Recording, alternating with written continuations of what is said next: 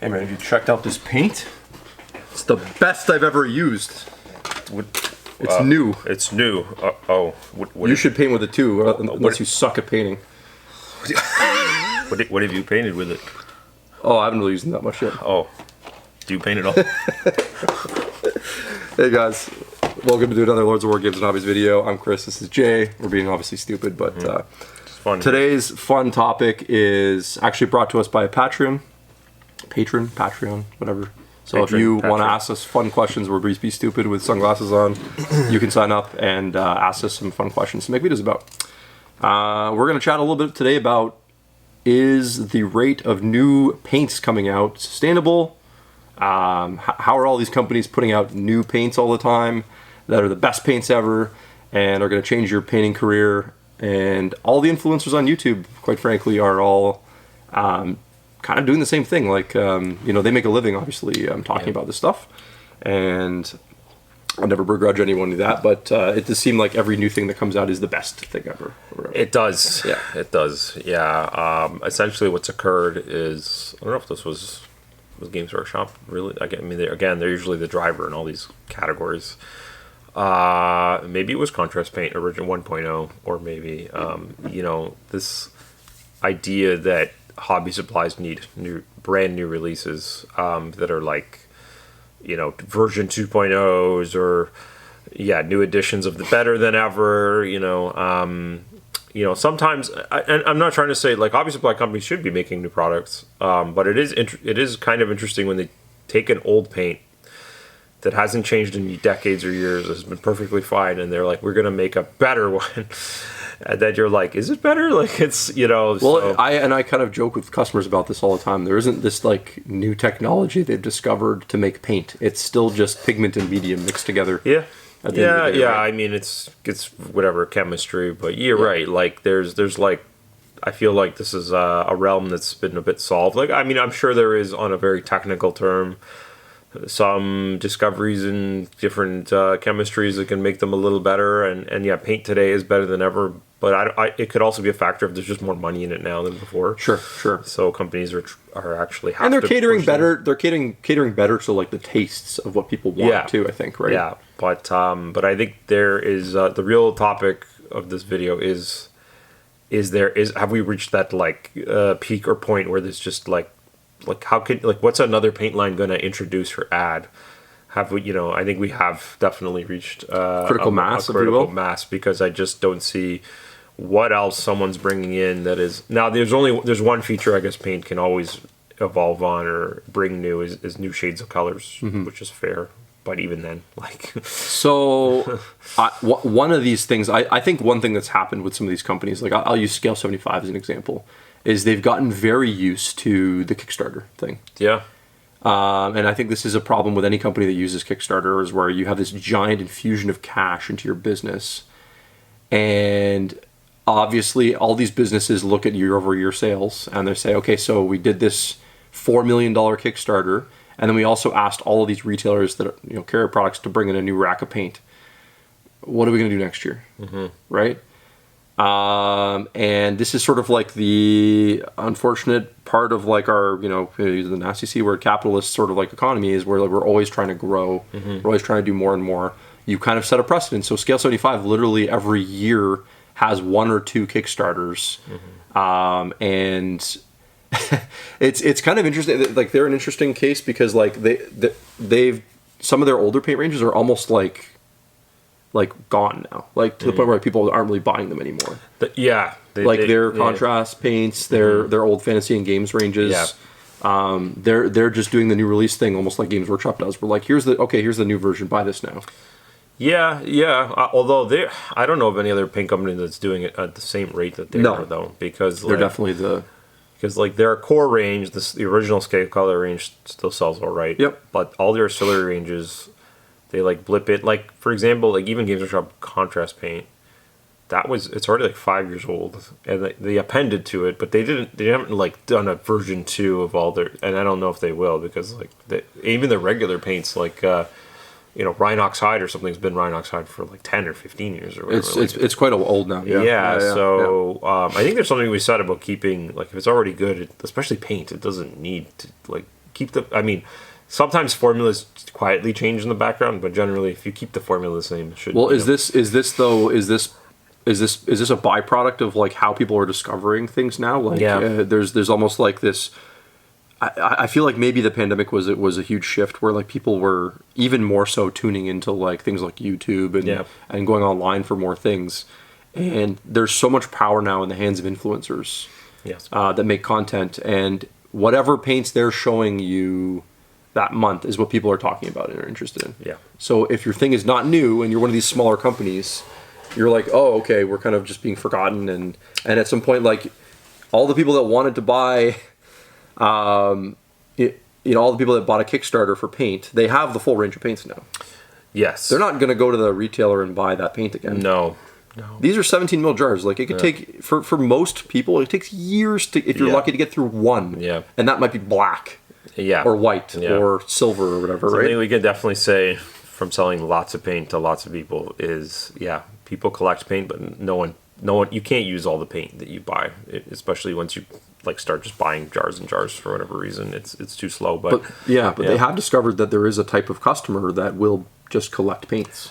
Right? Yeah, and the Kickstarter thing in the paint world is going to be, it's selling you that idea that, hey, if I just buy this, I'm going to do so much. So whether it's like instant color or drop paint, whatever. And I will say that generally these products are good.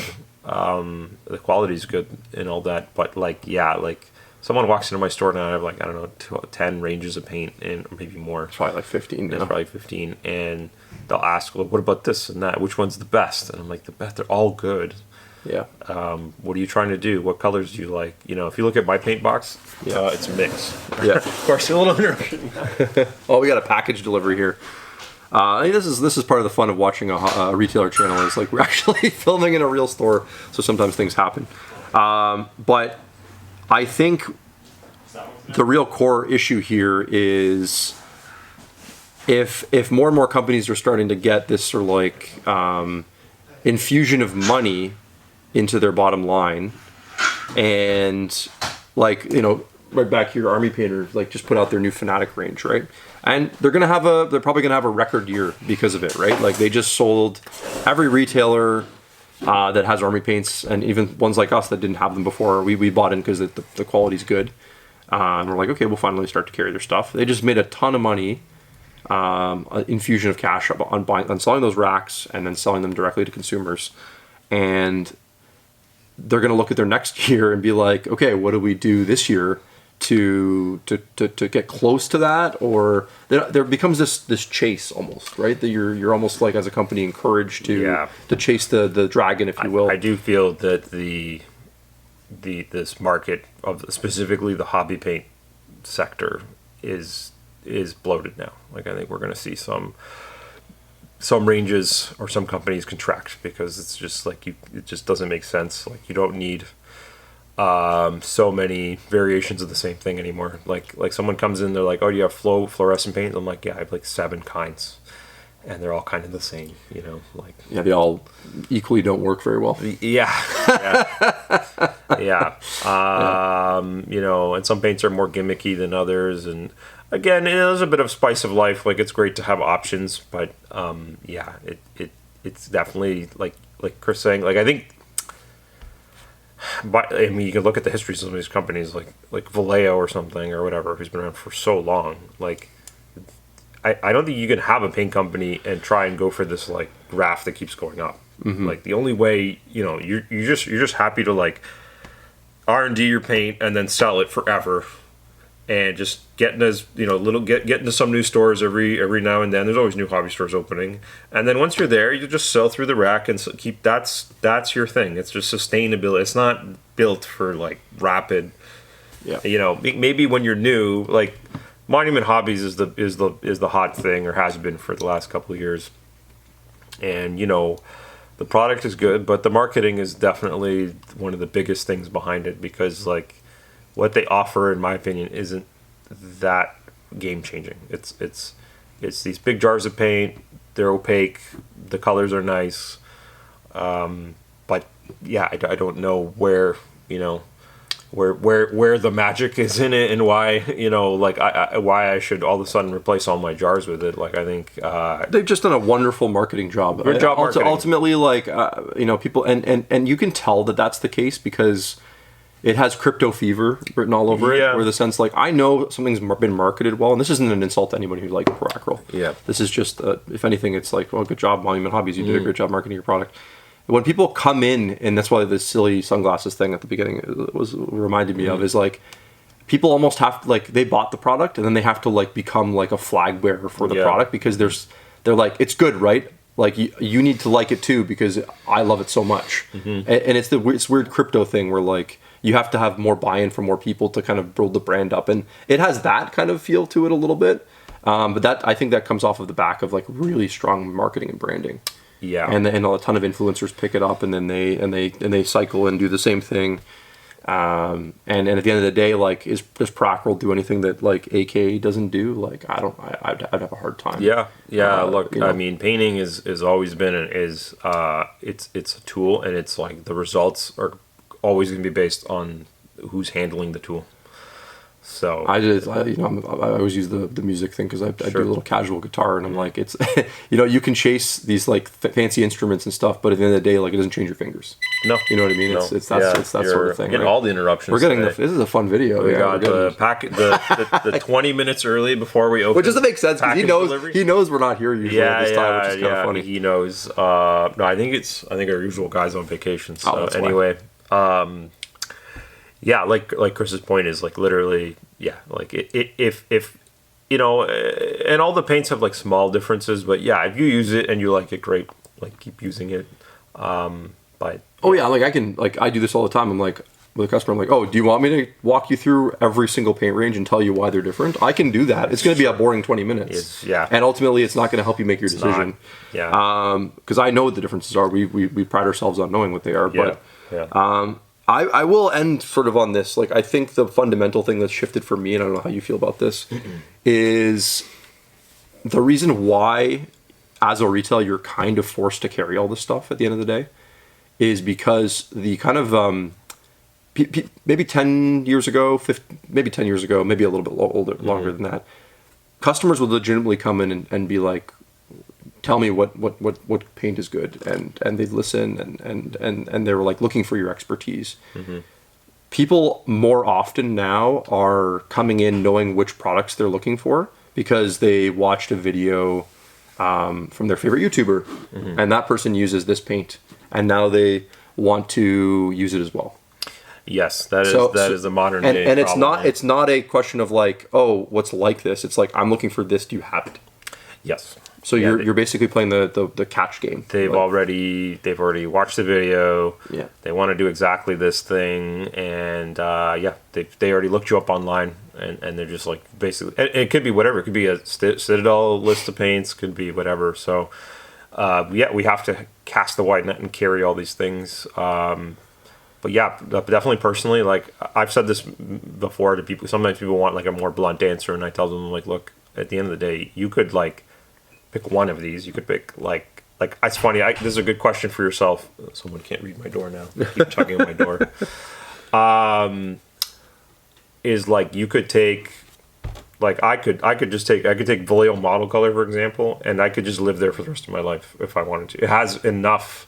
It has 200 plus colors, and it has enough variations that I could just live there, or just the AK rack, or just Citadel. Like, I could just pick one. Yeah. And never buy another brand again, and I could achieve whatever I desired with it. They're so broad. Well, I remember one of the influencers being like, "Oh, a Golden Demon painter used just the Fnatic paints to win a Golden Demon." I'm like, "Yeah, he could have won it with anything. Because the guy's a master. He could have used craft paint from the store. Because the guy's right? incredible at painting. Yeah, exactly. So don't feel so inclined that you have to get X or Y. The new paint will not make you better. Where's store, man? What are you doing? Oh, yeah, sorry. No, buy the new thing. Always buy the new thing. Don't stop buying the new thing. We hope you guys like this video. What's your take? Are you a paint addict like us? Do you love trying new paints out all the time? Do you have favorites, or do you have the similar philosophy to us where you just kind of looking for a color and you grab a color and you use it and that's fine? I mean, trying paint is fun.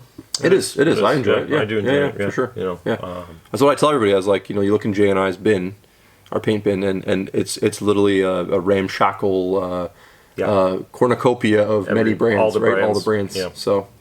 Yeah, well, like and subscribe if you enjoyed this video. Give us a comment if you have something to say. Otherwise, we'll see you guys next time. Cheers. Thanks. Bye.